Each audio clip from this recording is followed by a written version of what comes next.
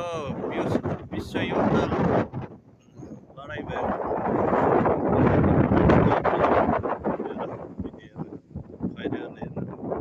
फ्रान्सको मान्छेले यहाँ कब्जा गरेर बसिरहेको छ मरिससको ठाउँमा फ्रान्स मरिसस मिलेर लडेका रहेछन् क्या अरू देशसँग